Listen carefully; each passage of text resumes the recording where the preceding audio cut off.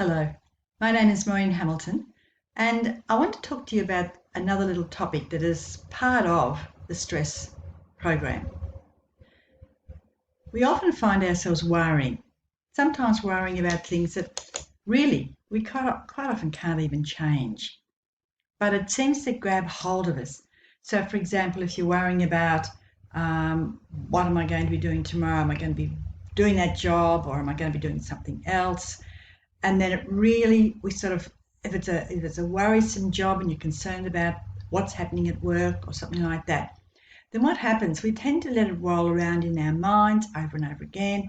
And then after a while, we find that it's actually affecting how we feel. And even to the point where you can even feel your tummy getting tight and feeling almost sick to the stomach because of it. So it's quite often we can't do anything about it, otherwise we would do it.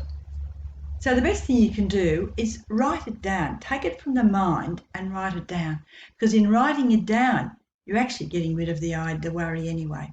I'll tell you a little story. I had an amazing saleswoman come to my place one day, and she sold me a bed.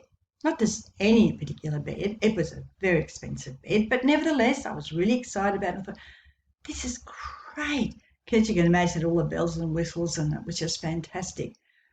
So in the end, I decided I was going to buy it. So the next couple of days, I thought, oh, this is so good, so exciting. And then one night, I woke up in the middle of the night and realised, Maureen, you are crazy. You cannot afford that bed. Mind you, the bed cost $13,000, which was ridiculous anyway. So anyway, I got up, I went and had a drink of water. I had a cup of tea, watched TV for an hour, went back to bed, still couldn't go to sleep. And I thought, what am I going to do? So I realised there was only one thing I could do. That was cancel the order because it was in that 7-day period. So anyway, I went out and I got my pen and I wrote it down. And I went straight back to bed and went sound asleep. Whereas before I couldn't sleep. And the next morning, obviously, the first thing I did was make contact to the company and just cancel the bed.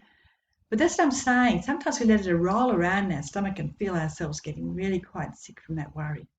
So taking it out of here and putting it onto a piece of paper is a great idea. And this is a little notebook that I bought, which I give to my clients, and it's called a worry journal.